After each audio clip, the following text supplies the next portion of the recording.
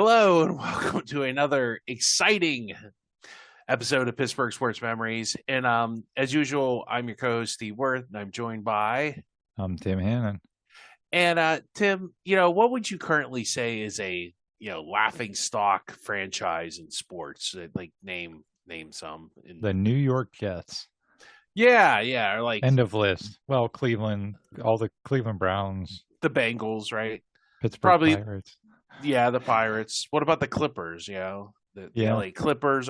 Even the Angels? They've had like Mike Trout forever and never go anywhere, right? Otani. Yeah, yeah. I mean, how does it now? I would say Detroit is kind of an example of a former laughing stock to like maybe not a model franchise, but to a success. So how does that happen?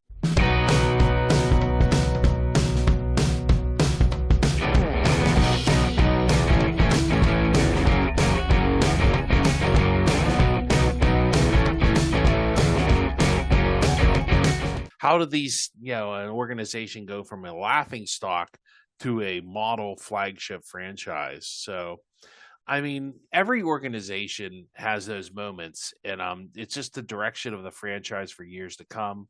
So, on this episode, we're going to explore the rise of the Steelers from the sad sack franchise to an NFL flagship franchise, from basically the city of losers. Did you know you lived in a city of losers, Tim? Well, we never did. To the city of champions. So, I guess it's kind of funny that there's actually a caption in the paper that talks about the city of losers. So I don't think it's a coincidence, Steve, that it was the city of losers and then you and I were born. And now it's city of champions. yeah, just saying. Well, you could make that argument. You might be wrong or coincidental, but you could make that argument. Causation and correlation. Yeah, something like that. Background. The Steelers were founded in 1933, as well known, by a gentleman named Art Rooney Sr. With his winnings from the track. Art was pretty good horse handicapper, much better at the track than he was at football. So Art Rooney Sr. runs the team basically from 1933 to 1965. So what did the Steelers look like in these years? I'm going to try and give us a picture here, Tim. Tim is really excited to learn about these early. We did a episode of the dark years of the Steelers.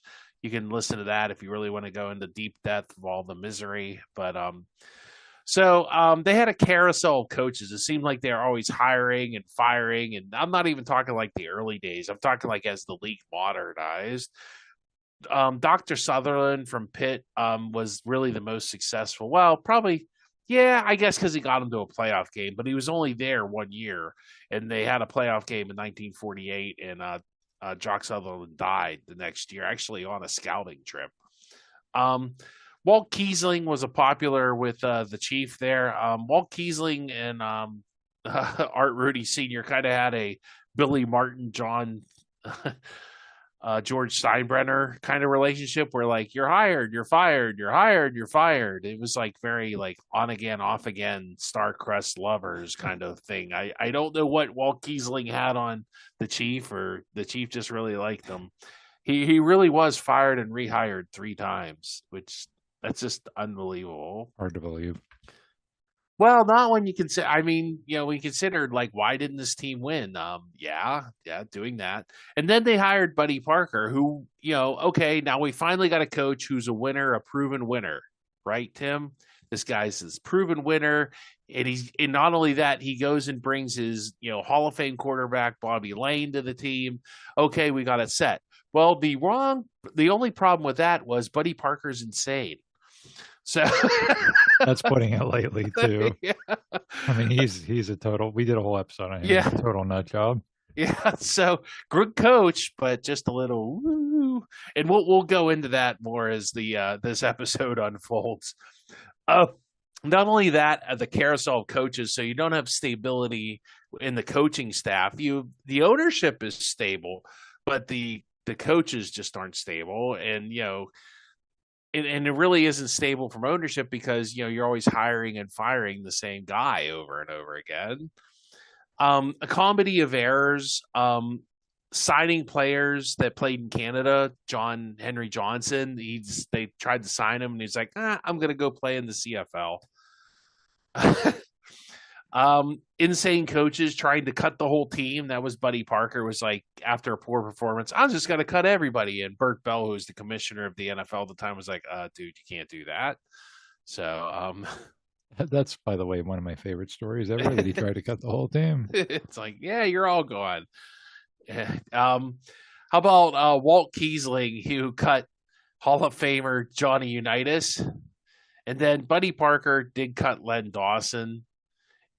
They did trade Earl Morrill, who ended up being a solid journeyman, but at least that trade made sense. They traded for Bobby Lane, who, Buddy Parker kind of knew from Detroit, winning championships in Detroit. So, which kind of leads us to Buddy Parker really liked to trade away the future for win now. Does that sound familiar, Tim? He very much liked to trade away draft picks. He didn't want those pesky rookies messing things up. He wanted a veteran team with his veteran quarterback, and they were going to win now.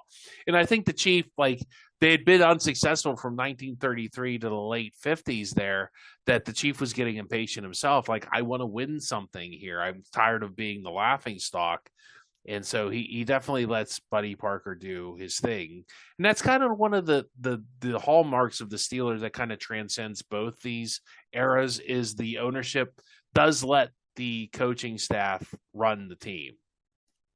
Yeah, Art Rooney prided himself on that he was going to let the football people make the football decisions and not interfere so much. Yeah. Yeah, except for, obviously when it came to hiring and firing coaches and general managers. But like you said, if Buddy Parker wanted to trade Earl Morrill or Len Dawson away, or even like going back to Kiesling with Unitas, his sons were telling him, hey, this kid in training camp, this quarterback Unitas, he's really good, but the coaches won't let him play. And Art Rooney decides he's not going to step in because, well, the coaches, the coaches would know better. Yeah.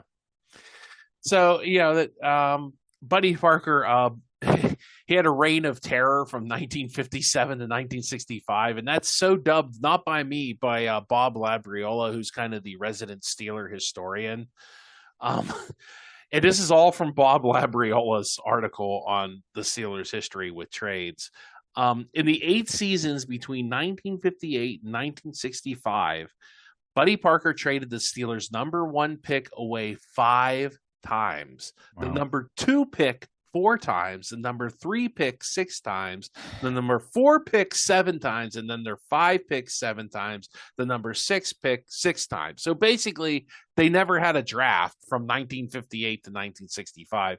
Although I will say, this is back in the days when the draft went like 15, 20 rounds, but it was also much more of a crapshoot back then, because you didn't have national televised college football games like you do now, where you could easily scout these guys. You also had a bunch of small colleges that nobody was figuring out how to extract talent from until Bill Nunn came in.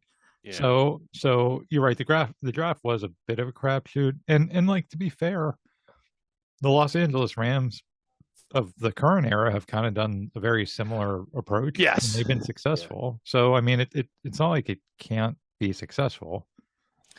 I will say this, like in 1959 and 1963, the Steelers didn't have a draft pick until the 8th round of the draft. And the Rams do pick. Like, a lot of the Rams' current players on their defense are draft picks. So it's not all Myles Garrett and a bunch of guys that are old-timey veterans. Yeah, that's fair.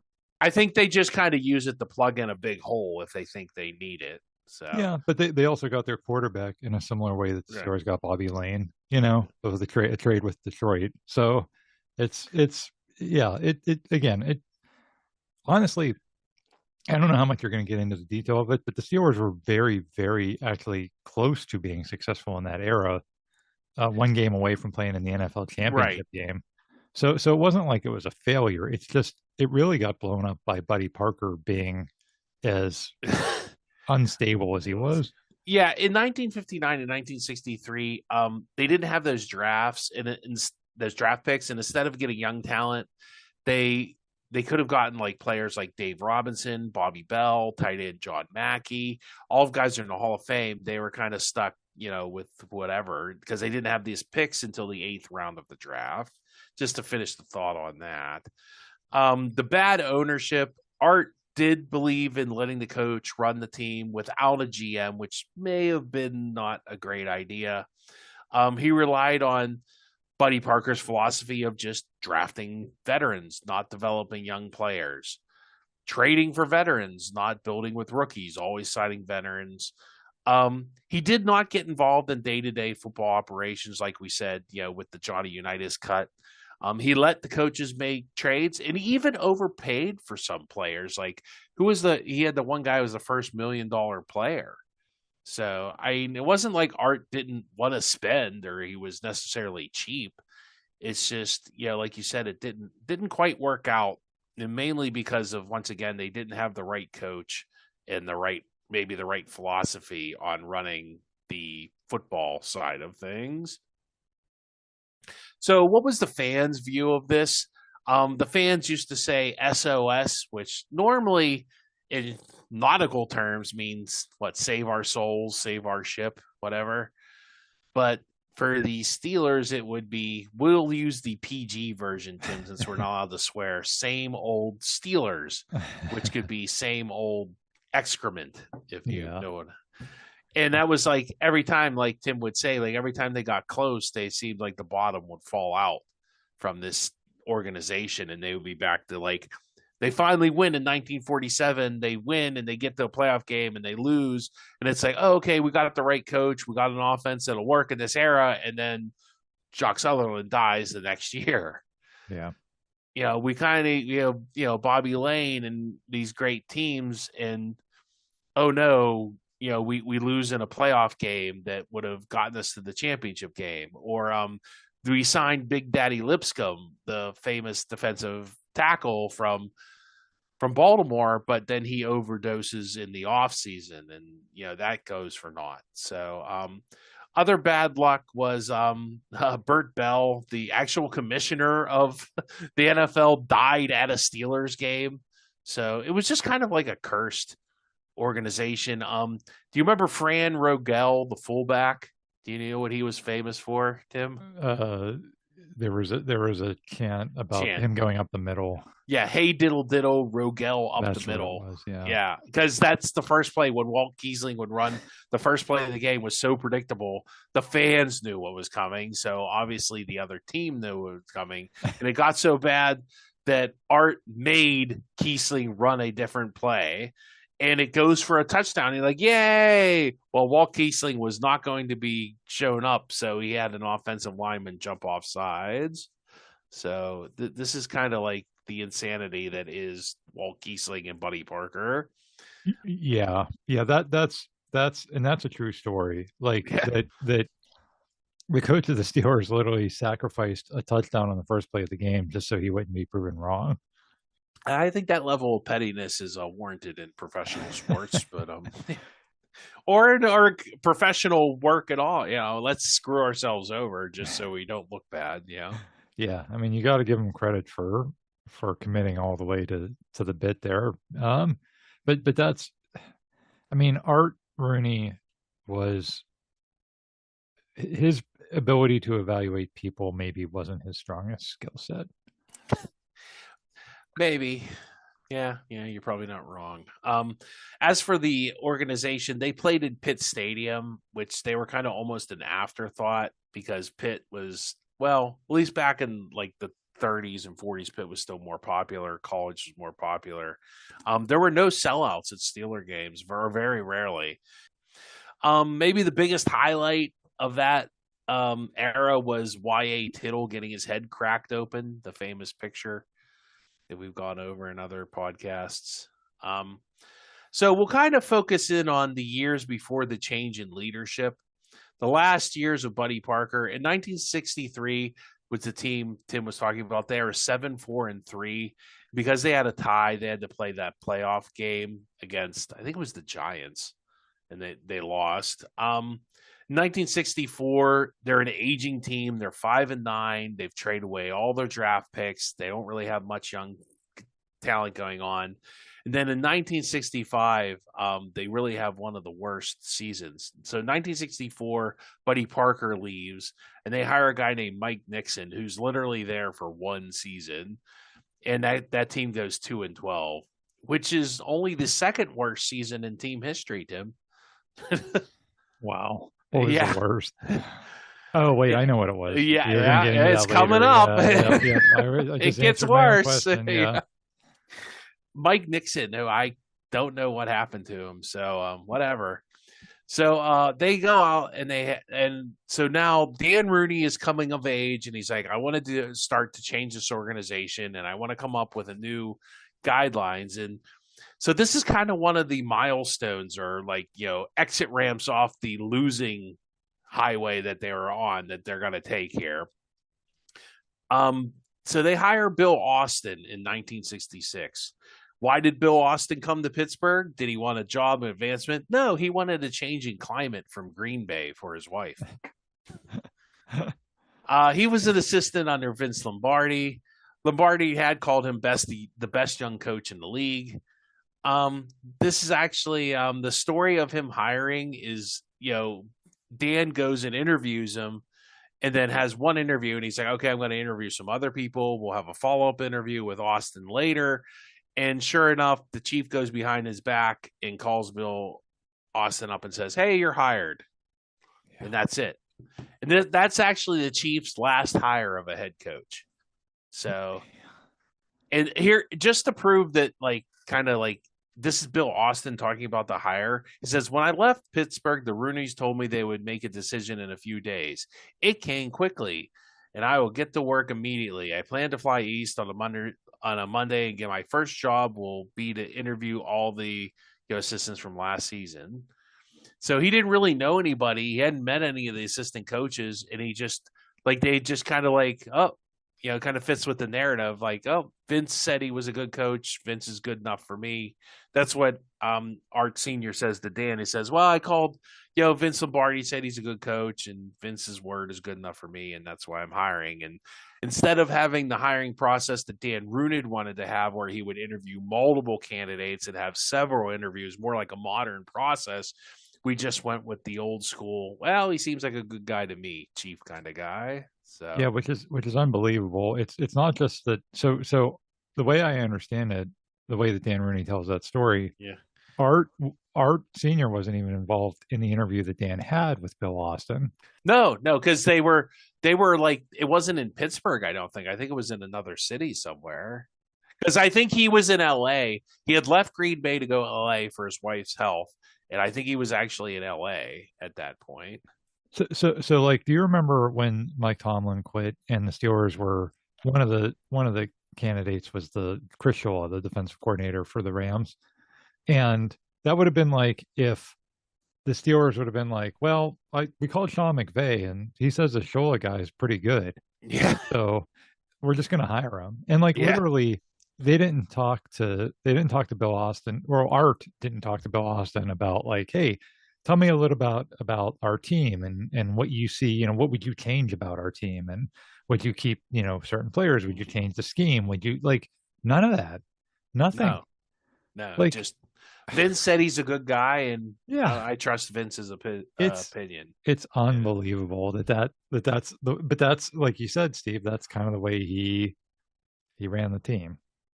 So, it's kind of, I have a cool picture of Bill Austin after he was hired with actually Dick Hoke in the picture, and nice. Paul Martha, and that's about the only people I really know in that picture. They did draft Rocky Bleier in the 16th round, and they drafted him. Can you guess why they drafted him, Tim? Because he thought he was Catholic. The chief drafted him because he thought he was Catholic. Really? Because he went to Notre Dame? Yes. Oh my God. And I think Rocky Bleier is like a Presbyterian or something, or Methodist. Don't tell the chief. Yeah. You're Catholic. If anybody asks, you go to St. Mary's on the Mount. Yeah, exactly.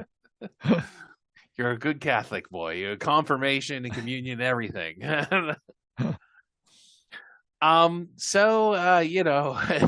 In 1968, the team goes 2-11-1.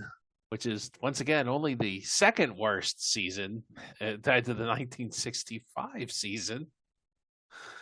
Well, they tied, so I guess that's a little bit better. That tie makes them a little better than 1965 season. Bill Austin goes 11-28-3 overall in three season, and he's fired after that horrible 1968 season for obvious reasons. I don't think he ever coaches anywhere. He's just an assistant wherever else he goes. So the players on the 1968 team, the immortal Dick Shiner at quarterback, which is just unfortunate name. Yeah, great 1960s name for you. They also have Dick Hoke, who becomes a longtime coach with the Steelers. Do you remember the 0-2 divisional game against Cleveland, the big comeback? Do you remember the touchdown by Chris Malafala? Yeah, that won the game. Do you know who called that? I'm guessing it was Dick Hoke. Yes, it was. It was Dick Hoke. He kicked was it Malarkey or Wisenhunt? He kicked I think it was Malarkey. He kicked him, and said, "Hey," like nudged him under the table, like, "Hey, call this play." And sure enough, it was a walk-in. Nice. Another fun guy that coached that played for that 68 team that won 2 games was Rich Kotite. Oh wow, the future coach of the Eagles, Jets. Yeah, I think Eagles too. Yeah. Yeah. He was a tight end on that team, so he went on to coach the Jets badly.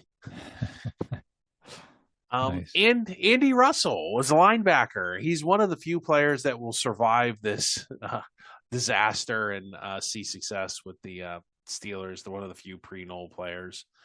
Paul Martha, you've probably heard the name. He's a free safety from Pitt, more famously known for running the Penguins and Maulers for the DeBartolo team, the Bartolo family. You probably remember him from that. Yes. And just like more bad luck for the Steelers, like Rocky Bleier gets drafted and has to go over to Vietnam, and that's not so bad enough that he has to do that. While he's over there, he actually gets injured.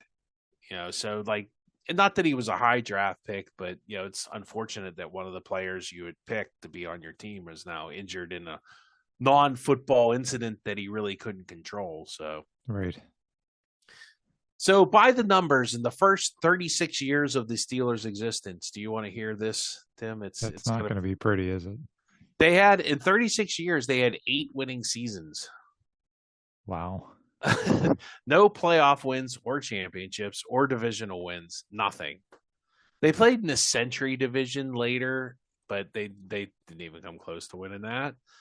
They had one playoff game in 1947 versus the Eagles, which they lost. That was with Jock Sutherland. And they had never won a playoff game. And, the playoff game was due to a tie with the Eagles in a regular season. The Steelers were 8-4 and the Eagles were 8-4 and had to play a playoff game to go to the championship games, which the Eagles played against the Chicago Cardinals. And the Eagles actually lost that game to the Chicago Cardinals, which I think that might be the Cardinals' last championship, I think, in 1947. Yeah, you're correct. and that that's another kind of garbage franchise we failed to mention at the beginning. The 1963 game you mentioned, you said a playoff game that year, but I guess there wasn't. I think actually now that you meant, because you said that the Eagles was the only playoff game.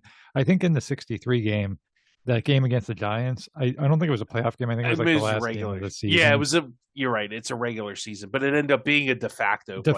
Right? Because whoever won was going to play the Bears. I think it was the Bears in the NFL championship game. So it was basically a playoff game, but not officially. So we're pretty low here. The Steelers have sucked for a long time. They just had to fire like their 100th coach they've had. So what changes? Well, in 1965, Dan Rooney takes control of the team. And I'm going to say it's going to take Dan Rooney 7 years to dig out of the hole that he was left by his father and Buddy Parker. So it really does take this change in leadership and this change in philosophy. And, I think in any business, the leadership sets the tone for the rest of the organization. And, that's what kind of happened. We kind of went from this organization that just kind of flies by the seat of their pants. And if it's good enough for Vince, it's good enough for me. And hey, if you want to cut a Hall of Famer, I don't care, whatever kind of attitude to, the modern version of the team. Yeah. So yeah. And Dan Rooney, you talked about like the hole left by Buddy Parker. The only reason Buddy Parker isn't still there is because Dan um, sort of fired him. What would happen was he would threaten to quit. Was he the one that would threaten to quit all that, or was that Kiesling? It was either he wouldn't threaten to quit. He would actually quit. Quit. Yes, that's right. But then like the next day he'd be like, okay, I guess I'll come back. Yeah. And this time, like, and he quit, and Dan was like, "Good for me." Yeah. Well, like, because the chief would just let him quit and come back, and then when Dan got in there in '65, he's like, "Oh, you quit? Okay, I hired a new coach. Bye." Like, and the reason that he quit that time was because Dan made him Dan had to approve all his trades. Yeah. Because that was another thing. Art, like you said, Art just let him trade whoever he wanted to. And he wanted to trade I'm blanking on the guy's name. It was a black defensive player who he didn't like black players. Yeah, no, he was very racist. We'll go into that later too. Yeah. And Dan was like, Dan vetoed the trade. And so Buddy Parker's like, then I quit. Like I think he thought he could use that as like leverage. Like Dan would be like, no, don't quit. Fine, go ahead and trade him. It's fine. And Dan's just like, okay, bye. So it's worth noting that Buddy Parker might still be there in 1970 or whatever had Dan not taken over. Yeah, and that's the change in philosophy is the franchise came to believe that the way to win championships in the NFL was to take young talent from college and teach those players how to be Steelers, and that's per Bob Labriola. So that's part of the change in philosophy. And Dan Rooney kind of, he creates the Steelers paradigm or the Steelers way, which we always hear about. Oh, that's the way the Steelers do things. It's like become so ingrained, Tim, that we just always say, well, that's the way the Steelers do things, right? Yeah. Well, that wasn't the way the Steelers did things. Right. Which is just so weird to say. So, what is the Steelers' way of doing things? This is as much as I can tell from the outside looking in, how I would define it. You hire a young coach, and normally they're defensive minded. You build through the draft, and you never trade away. I have current draft picks, but I would say more future draft picks. Like you can trade away a draft pick for this year, but never next year's draft pick. Normally, or very rarely, they did that. Right. Ownership is not involved in day-to-day decisions, so that kind of came over from the chief. No rash decisions or win now philosophy. Now that's new. That's different than the chief, because obviously signing Bobby Lane, getting all the players, and another big thing is Dan is no consideration of race. Dan is totally going to be colorblind. I don't care. Are they a good football player or not? So the Steelers tend to stick to players. For example, I would say a quarterback is a big. Probably quarterback is more obvious, but corner, Ike Taylor or Mel Blount, they both took time to develop. Like Mel Blount got benched in the 1974 divisional game. And Taylor, too, got benched early in his career. But then they were allowed to develop, and they became Mel Blount, a Hall of Famer, and Ike Taylor, a really solid player later in his career. So, this is better than the, I'm going to trade, whatever. So now we're going to get into – so Dan's kind of got his philosophy setting up here. How is he going to execute this organizational change? Because you can't do it all by yourself. You can't coach the team, Al Davis. You can't, run the scouting department. You can't run the day-to-day, So Dan has got to find some reliable people. And one of the big hires, and we don't talk about this guy probably enough because he has a later blemish on his resume, and he does end up getting fired by Dan. But really, he's a big reason for the turnaround. That's Art Rooney Jr. So this is Dan's, older brother or younger brother? I can't. Younger. Yeah. Okay. So Art Rooney Jr. makes a promise. He says he's going to get so many good players that the coach can't screw it up. He's going to just load the team with so much talent you can't do nothing but right. He also starts using an organization called Blesto, which was the pooling of scout services between the Bears, Lions, and Steelers. And this kind of like is a precursor to like, the combine, the NFL combine. And Chuck Noll, who ends up coming into play here, was okay with that. And Chuck Noll actually said, I'm okay with that as long as we have good scouts too. And another big thing that Dan Rooney does, and Art Rooney too, is they hire Bill Nunn. Mm-hmm. And also Art Rooney Jr., and we're going to talk, Bill Nunn's going to get his own section here. They draft Mean Joe Green from North Texas, and Art Rooney Jr. oversees the 1974 draft, which we'll go into detail to, which is just probably one of the greatest NFL drafts in history. They had other scouts like Dick Haley, who saw the potential in Jack Ham, in the Jacks, Hams, and Lamberts. So Art Rooney Jr. really changes the scouting department, modernizes it. And, the biggest thing is he doesn't believe in seeing race. So that's, he shares that philosophy with Dan. So they go, and Dan actually hires Bill Nunn. Bill Nunn was hired in 1967 as a part-time sideline role. He worked at the Pittsburgh Courier, which was an African-American national paper of great renown. And his father actually was the editor-in-chief of that paper.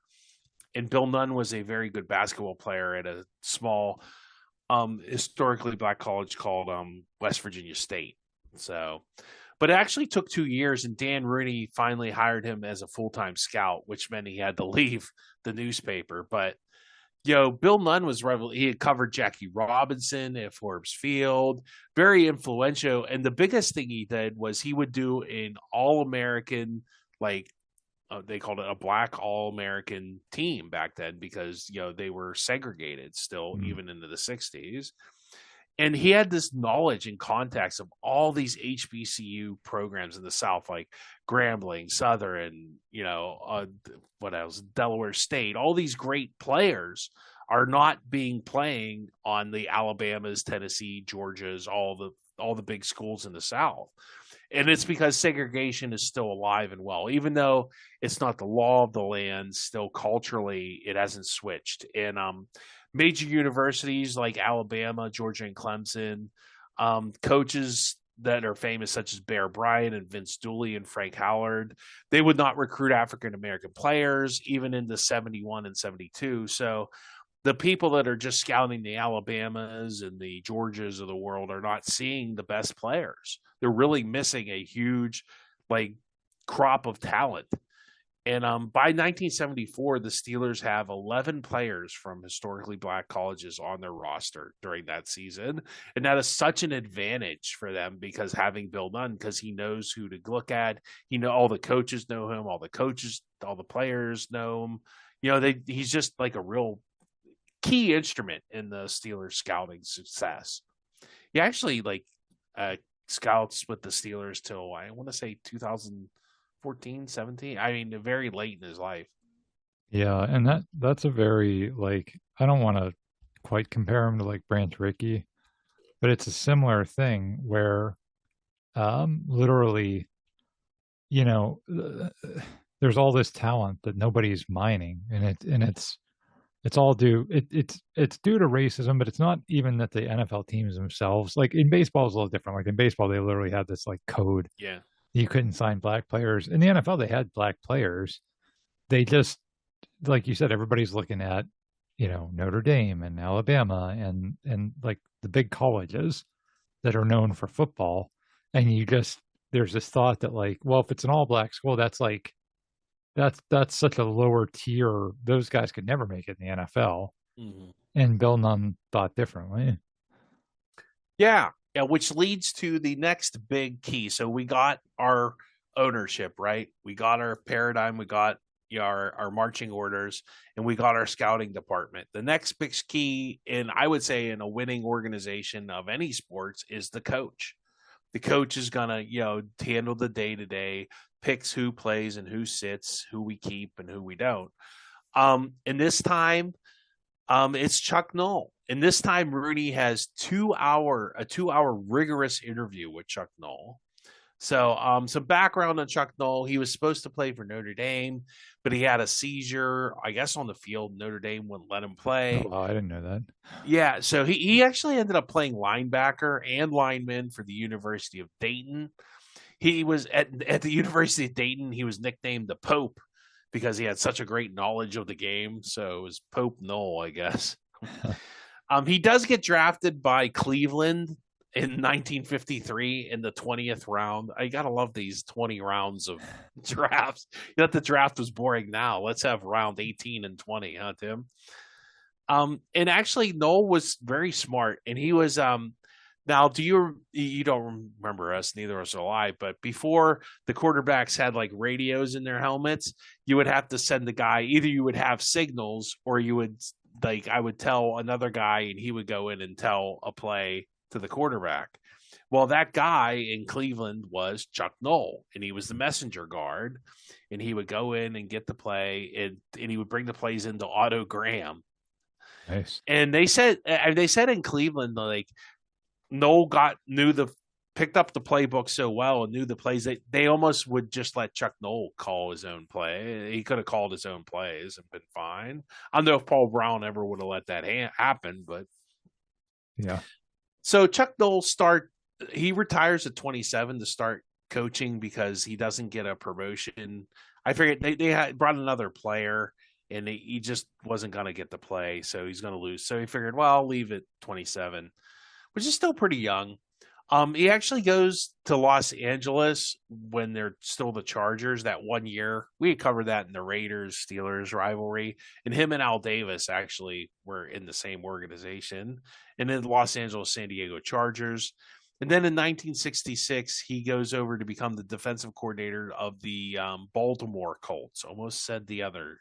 And in 1968, he creates this great defense that has the lowest points allowed in the NFL, 144 that season. I don't know if that's how well that ranks in the record books with all the other teams, but so he goes in 1968 and has this great season, considered this up and coming coach, and they lose Super Bowl III to the Jets, 16-7, which is kind of a disaster for the NFL, but Dan Rooney doesn't hold him against them. Don Shula stated that he was like a teacher in the classroom, the way he coached and broke down techniques.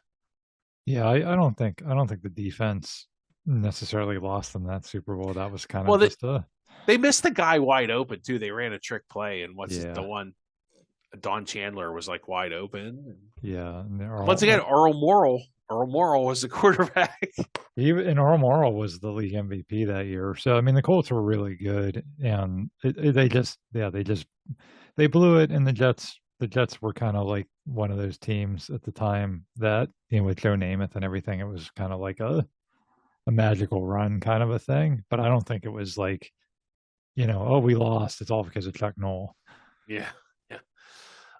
During the interview process, Art Jr. actually, so Dan, not only does he interview, he has his brother help interview him. He asked Chuck Noll, do you care about a player's race? And Chuck Noll responds, I don't care about the color of a player's skin. I'm more interested in whether a guy was intelligent about the game and whether he'd be a team player.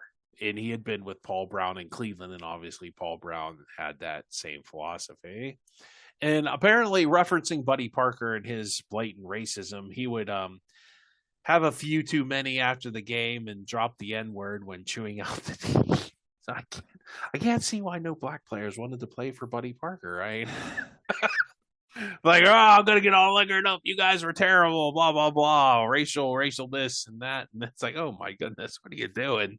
And can you imagine even at the time that question being asked in an interview? If you asked that question today, everybody would have the same textbook standard answer. But literally, when you ask that question at the time, you might have a guy say no, you might have a guy say yes, you might have a guy say, well, it kind of depends. If they come from a good, whatever place, then maybe we would take them on. It's that answer that you read by Chuck Noll sounds very much aligned with what you would expect somebody to say today. But in 1969. Yeah, it was kind of far from a guarantee that somebody's going to answer that way. Let's see here. So Noel, actually, Dan Rooney. I have a quote from Dan Rooney. Noel had plenty of recommendations. Sid Gilman, a fantastic recommendation from Ball Brown. Rooney said, but this choice wasn't based on recommendations. What impressed me was the man himself. I wonder if that was a shot at his dad. I particularly like his knowledge of organization, his concept of putting the whole pro game together. He has his own ideas on how things should be run, how men should be handled. And I think he has a touch to motivate men. Yeah. Nice. Yeah. That was a good call. Yeah, we have to put this on the Facebook page. I have this picture from the paper when Chuck Noll gets hired in 1969. This is from January 28th, 1969, and it has a picture of Chuck Noll. And the caption is, Tim, this is where I kind of got the title of the podcast, new Steeler coach to take crack at City of Losers. Losers! And it has like Chuck Noll wistfully looking out the window of an office building on the Pittsburgh, like, what am I going to do with these losers? and he was actually asked that. We posted this on the Facebook page at one point, and that he was in probably that same article. He was asked about, it's a city of losers, and it wasn't just the Steelers. The Pirates were.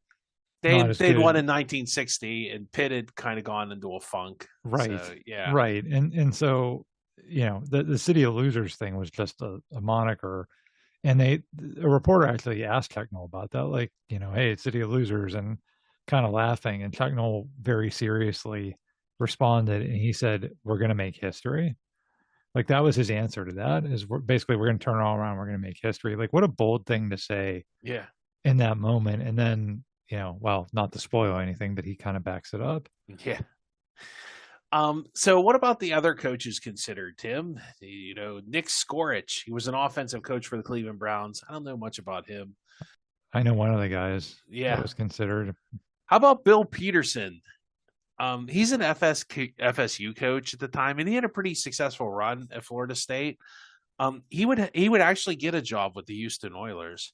And I'm really glad they didn't hire this guy. He was 1-18, and he was a favorite of the papers. The papers really wanted them to hire Bill Peterson, but he was like he would like say like crazy stuff like that wouldn't make any sense. And it's just like the NFL films like highlights of Bill Peterson are just incredible, like him just saying nonsensical things. Ernie Stautner, who was a Steelers legend, was a coach with Dallas at the time, which I don't know. I could see like maybe you thinking about that, That's funny that you say that, Steve, because when they hire Bill Cowher, all those years later, Joe Green was one of the finalists for that job. So it's interesting that was kind of a thing that they did. And this is, of course, I don't know this for officially. I only know this from like papers and what people said.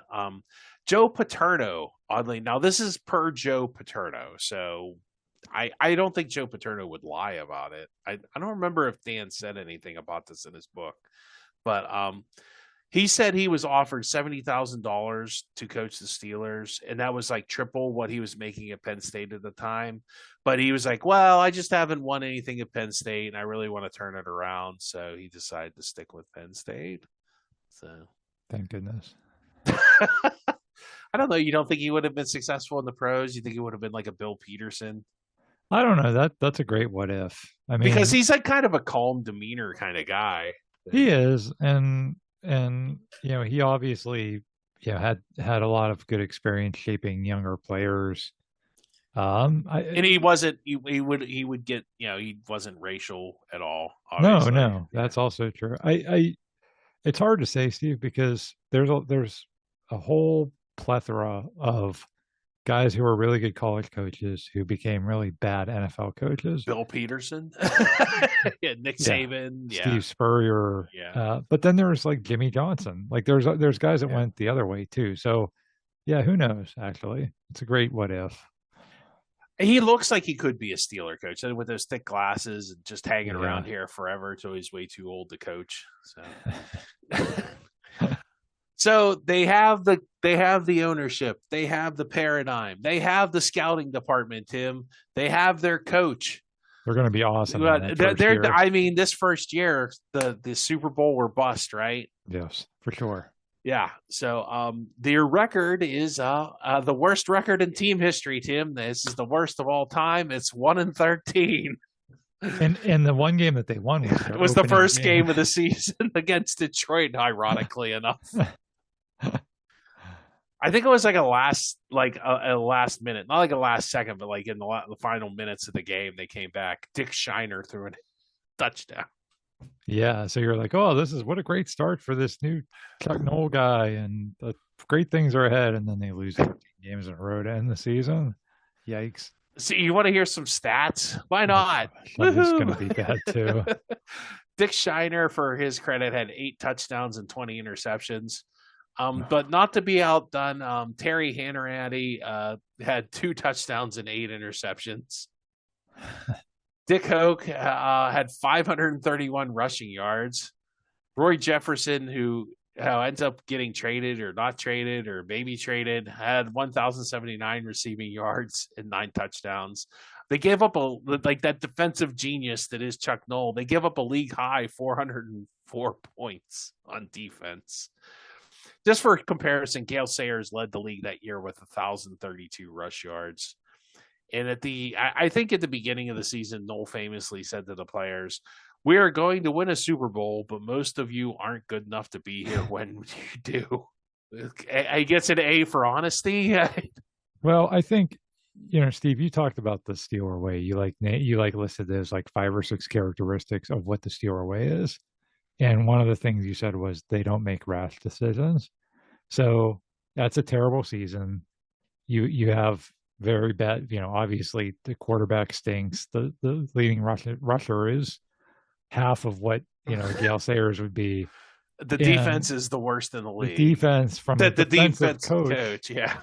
And that's where, again, if you have ownership that is rash, there's been the other thing that the NFL history is littered with is coaches fired after their first season. Tons of that. Yeah. And the Steelers could have easily been like, God, one game. You lost 13 games in a row. Okay, this was a mistake. We got to move on. Is Bill Peterson still free? Yeah. So, but the one good, the kind of the silver lining to this dark cloud is the Steelers finish, ironically enough, with the tied for the worst record because Chicago Bears decided to be the Bears. And they're tied. And so the NFL actually had to have a coin flip to decide the first pick. And I forget how they decided the Bears got to call the choice. I forget. I think Rooney let that happen. There's a story. I think there's a story behind that. There is. So number one, the NFL, like it's always funny how you like look back at stuff and you're like, really, this was the way they determined who was going to get the number 1 pick. Because guess what, Steve? Guess who the Bears' only win was against? I forget. Was it the Lions? It was the Pittsburgh Steelers. Oh, okay. Well, then that should give them the number 1 pick. That should be the tiebreaker. They played head-to-head, and the Bears beat the Steelers. So now the Steelers should be the number 1 pick, but they didn't have that tiebreaker or any tiebreakers. They were just like, oh, both had 1 win. How would we ever resolve that? Well, let's flip a coin. Ed McCaskey ends up making the call, and he works for the Bears. He's obviously one of the McCaskey family, who still owns the Bears to this day. Correct. And the story was that Art. So it was he and Dan Rooney, I think, were in the room, right? And Art had always told Dan, if you're ever in a situation where you are doing a coin flip for anything, don't call it. He said, always let the other person call it. And for the one time, Art would know this because he was a gambler from way back when. Yes. So if there's one thing Art knows, it's gambling. Yeah. And so he lets Ed McCaskey call it. Not hiring head coaches or running a football team, but gambling, he's your man. Yeah. Or coin flips. If you're ever going to do a coin flip, get the chief in the room. And there's a funny story. There was a reporter in there from the Chicago newspaper, Tribune? I can't remember. There's a Sun-Times, Tribune, who knows? Yeah. So there's a Chicago reporter in there that like blasts Ed McCaskey for calling heads. Like, you idiot, how could you mess that up? Well, he should have called tails because tails never fails. Tails never fails. Except for when Jerome Bettis called it. Well, Detroit did get their revenge, I guess, in 1998 when Jerome Bettis screwed up the coin toss. There you go. There you go. And I'm sure they're really happy they won that game. So, now they have the top draft pick, the first pick. I think this is the last time the Steelers had the number 1 pick in the draft, correct, Tim? That is correct. In fact, they won't draft anywhere near this high again. As of the time of this recording, I don't think they've ever even been in the top 5 again. So Dan Rudy, actually, his philosophy of not trading picks is really tested, and I don't blame him on this one because there probably some, let's see. According to Dan Rooney, there were 3 or 4 very firm offers made for the rights to the top pick last night. Then this morning, the Steelers withheld declaration of their pick until the draft started because Rooney said somebody could surprise us somebody could offer us Superman. So he was waiting for Superman and Lois Lane to come walking in, but no, he doesn't. They stick to their guns and they pick Terry Bradshaw, and the rest is kind of history there. It ends up being a very big. It takes a while for Terry to get on board, but Well, now the Mean Joe Green draft in 1969 is probably a little bit more influential. He's the 4th overall pick from North Texas. Green was disappointed to be drafted by the Steelers because he wanted to win. And I don't blame him. And the fans reaction is, who's Joe Green? Steeler fans were asking almost to a man, who is Joe Green? Only 3 of 20 male fans in the Golden Triangle had heard of the 6'5", 275-pound defensive tackle. That's a great 1969 newspaper. Got to make sure you ask only the men. I think they do ask a woman in here. Hold on. Is he an All-American? Asked the salesman. The answer was yes. Well, that's something, he said. I never heard of him. A Pat driver said. That's a bus driver. They had a chance at Terry Hanratty. Didn't they take him? The man shrugged his shoulders. Can they line him up in the secondary? One fan said. Joe Green presses pants right over there, jested a magazine staff member from Cleveland. He does good work, too. Gee, I thought I was a pretty good football fan, a Mount Lebanon township official said, but I've never heard of Green. And then another, Joe Green must have been rated pretty good, said a stockbroker who never heard of him. So it's pretty much nobody. I think some small kid knows he's a defensive tackle. So, yeah, it was not a popular pick. And then it's funny that the one guy the bus driver wanted Terry Hanratty, and then they get him anyway. Yeah, they got him in the next round, and that's interesting too because even with a 2nd-round quarterback in '69, they draft Bradshaw the next year. Well, those 8 interceptions, his 2 touchdowns, just didn't do it for Chuck Noll, I guess. Yeah. It's so bad. You just got to keep throwing stuff at the wall at that point because they draft Joe Gillum later, too. So, yeah. And honestly, that's not a bad strategy. It's worked very more recently for the Patriots. They did the same thing, drafted a bunch of young quarterbacks and saw figured out which one was the best. So, they definitely. At least there's a plan, right? There's a plan in place. So that's 69, and you can think, well, maybe it's not quite come together. In 72, things start to really come together because Chuck Noll has had a couple drafts now under his belt. He's starting to weed out the lesser talent, getting better talent. Bill Nunn is doing his thing, funneling them players that they're able to get later in the draft. So Franco Harris is the first round. He's a 1st-round pick. He's a 13th pick overall. He's from Penn State. That's a huge get. It's still drafting the 13th in 72, but it's improvement. Mm-hmm. Joe Gillum, like I said, in the 11th round, and Steve Furness. And the big thing about Franco is it seems like when Franco gets there, they start winning. And that's kind of what the chief says. He says, before Franco got here, we didn't win much. Since he got here, we don't lose. And the paper actually said that the Steelers really wanted a guy named Willie Buchanan, but the Packers drafted him early. Willie Buchanan was a corner. Now, I think I don't know if he's in the Hall of Fame, but he actually played very well for the Packers for years. But that was kind of when the Packers stunk. And people have to remember too that in 1972, having like a franchise running back was the way to go. Yeah, maybe more important than having a franchise quarterback at that point, or at least equally important. I mean, that was a huge deal. You needed to have like a quality running back. You weren't going to be any good if you couldn't run the ball back then.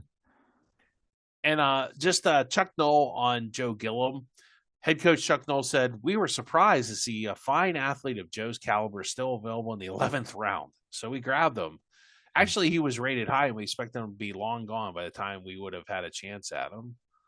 So Noll said Gilliam had one of the best throwing arms in the college ranks. So, yeah, Steelers draft is defended. I was most happy upon reading the scoreboard by Pat Livingston that the topic was the Pittsburgh Steelers college draft. I was glad to read that someone besides me gave the draft Steelers a favorable evaluation. Somebody knows what they're looking at. Some guy named Robert Adams from University Park, wherever that is. I don't know. Is that Penn State? I don't know. Was that a letter to the editor? Yeah. Nice. So he actually, like Franco Harris, the number one pick, received an extremely high evaluation. I personally think he'll become one of the stars of professional football. Oh, look at that guy making a good prediction. Yeah. So that's kind of like the initial, that's like the seeds are being planted of this team. And then in 1974, it all kind of comes together. Yeah, we talked about like 1969. You didn't have immediate success. It took from really 1969 to 1974 for the team to really. I mean, 1972 they have a glimpse of success, but in 1974 it really starts to come to fruition. And this is the best, like I would say from on the field, off the field, every which way, everything really locks in. And what was that, about 4 or 5 years? Is that 5 years? Yeah. Took Noel about 5 years to get everything set up. So this is probably the best draft in an NFL team in history. It really came all together for the Steelers. They get Lynn Swann, Jack Lambert, John Stallworth, Jim Allen, Mike Webster, James Wolfe, Rick Druschel, Alan Serto, some Scott Garsky, and Matt Geffert. And they actually pick up Donnie Shell, I think in free agency, an undrafted free agent. Yeah. So Lynn Swann becomes a Hall of Famer with all the Super Bowl MVPs. Jack Lambert's a Hall of Famer.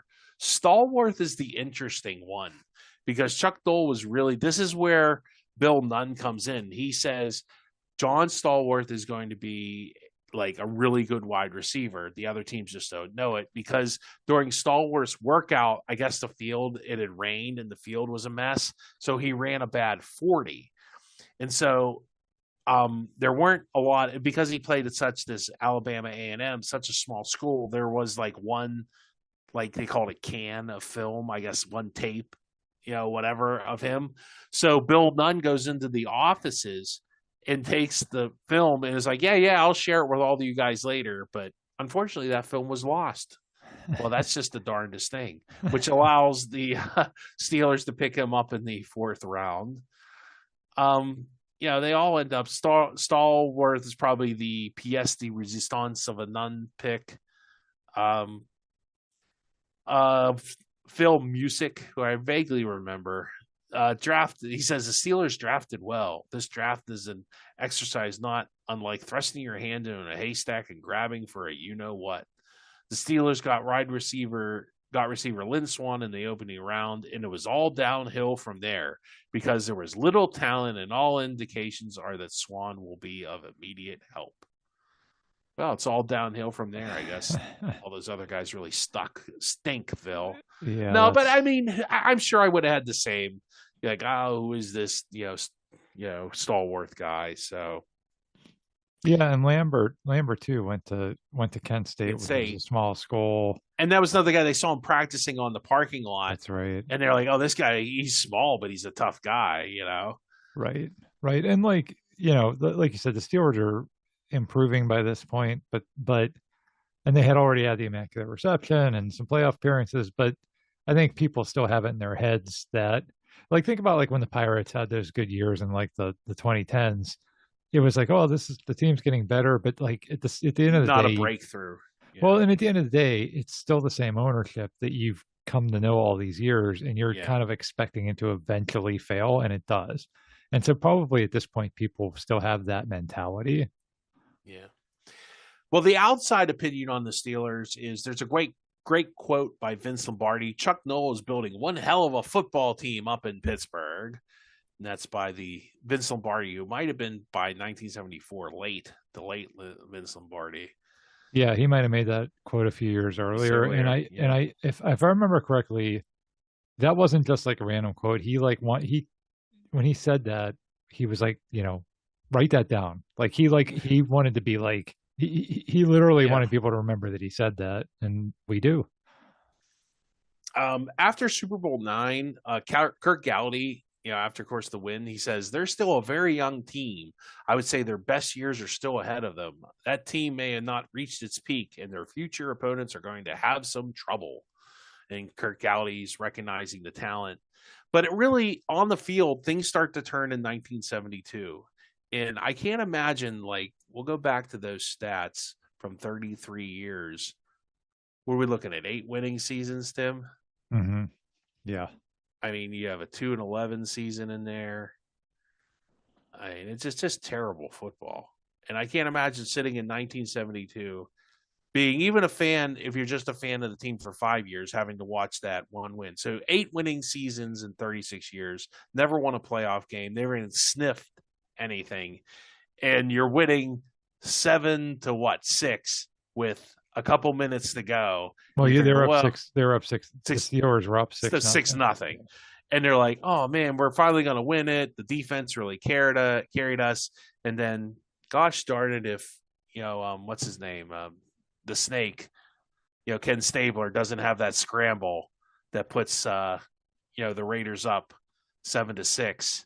And it's the SOS. It's the same old Steelers, right? I don't blame Art Rooney Sr. for getting in the elevator and beating the traffic. Yeah. Well, no, and I think he actually wanted to come down to congratulate the team. Like I don't think he was leaving. I think he was just going to the locker room we lost again. Right. Which was what everybody in the stadium thought too.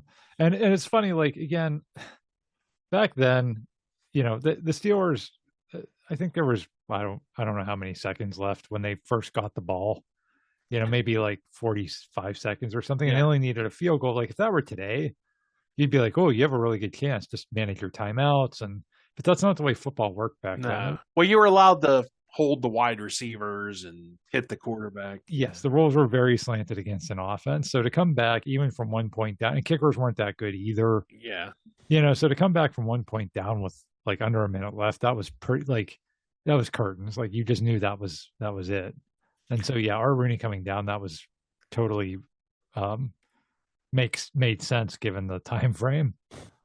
And then too, like Super Bowl IX, finally the Steelers go from the city of losers to the city of champions. And there's some great interviews that it's so meaningful when they hand the trophy to the chief and, long suffering. And it's kind of like, emblematic of all the long suffering fans and why people went crazy for it.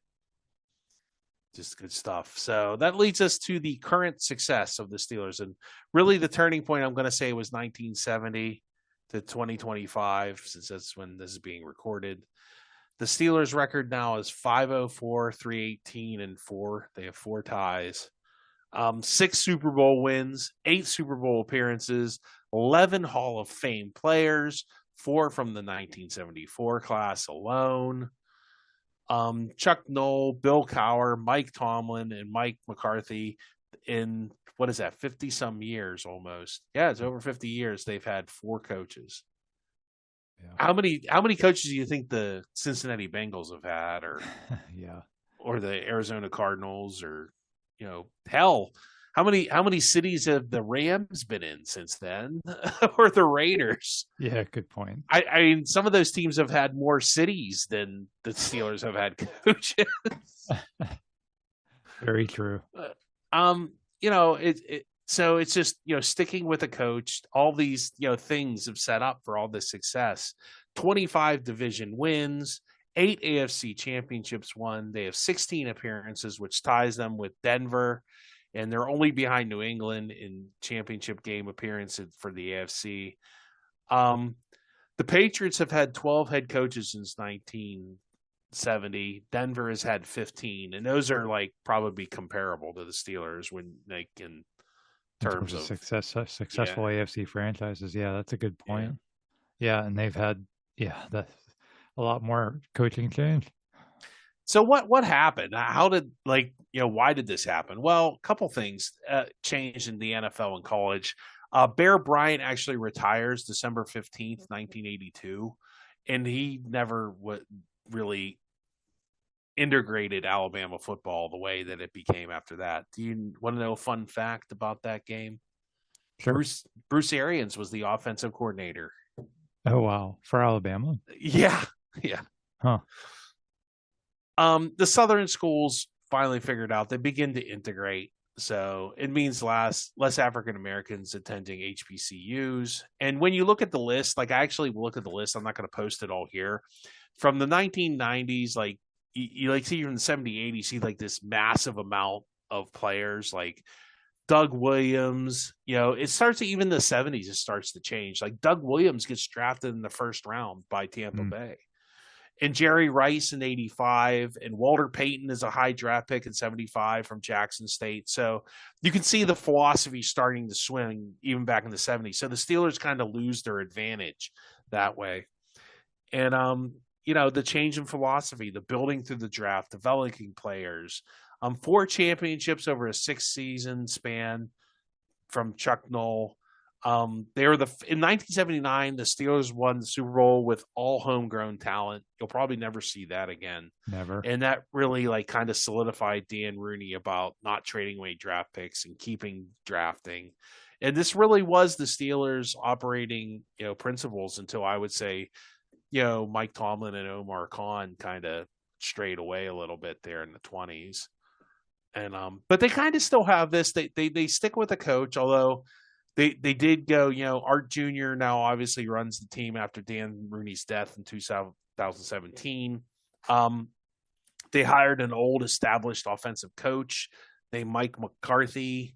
I think it's more of a little bit more towards win now right now. They got rid of Kenny Pickett pretty quickly for a top draft pick. They don't develop players on offense like they used to.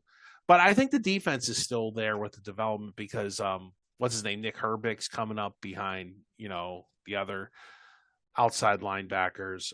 But more wheeling and dealing in the past. But I still don't think they trade away their future draft picks as much as they should. I don't know. I hope they kind of go back to more of the sticking with things, but I don't know how you do that with Mike McCarthy as head coach, since he's probably not going to be here more than 5 years, I can imagine. So. I think that you're seeing signs that they are starting to revert back to the Dan Rooney way of doing things, and we talked about it a little bit in that episode we did where I talked about the Ben Roethlisberger injury just shook up everything. I think the getting the win now players in the final years of Tomlin was because I don't think anybody knew it at the time except a few people, but Tomlin wasn't going to be there for very long. And I think that they wanted to just, I think they wanted to win a Super Bowl so he could retire. That's what yes, he wanted. I think you're right. And so that's why you have Russell Wilson or Aaron Rodgers instead of a young quarterback, and why you have a Jalen Ramsey or Kenny Gainwell or whatever, just the other veteran players that they kept picking up. I think, though, that when Omar Khan got in there, if you look at his first 3 or 4 drafts, they're actually pretty darn good. There's been a bunch of guys that have second contracts coming now from his first draft, and they've got some young offensive linemen who are pretty good. They've got some young talent on defense, like you said, guys like Herbig and Joey Porter Jr. and guys like that. So I think they're starting to go back to it. I think that the thing that's still missing, as we always keep talking about, is the franchise quarterback, which is the same thing that was missing for Nolan until that like you said, that Terry Bradshaw coin flip. Till 74, really. Like they the quarterback really didn't develop until like even halfway through the season. What's the name? Gillum was a starter halfway through the season. And your point about McCarthy not being here very long, I don't think that was when they made. I think that was to keep Aaron Rodgers happy. Quite honestly, no, I disagree. I thought that at the time. If you would have asked me that like a week after the hire, I would have 100% agreed with you. I think that the whole point of that is we're going to build from a young team the right way, but it's not going to mean squat if we can't find and develop a young quarterback. And I think the whole point of McCarthy being here is to develop a young quarterback.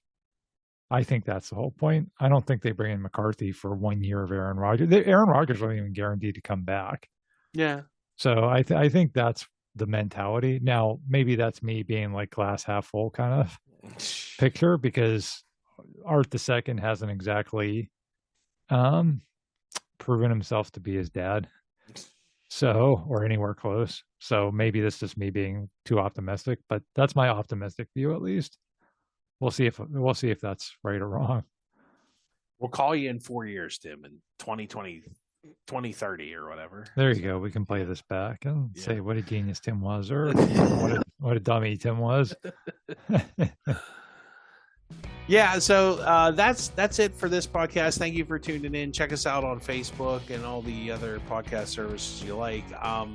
It's always a lot of fun talking about the Steelers and how they've changed over the years. And thank you for tuning in, and we'll catch you next time.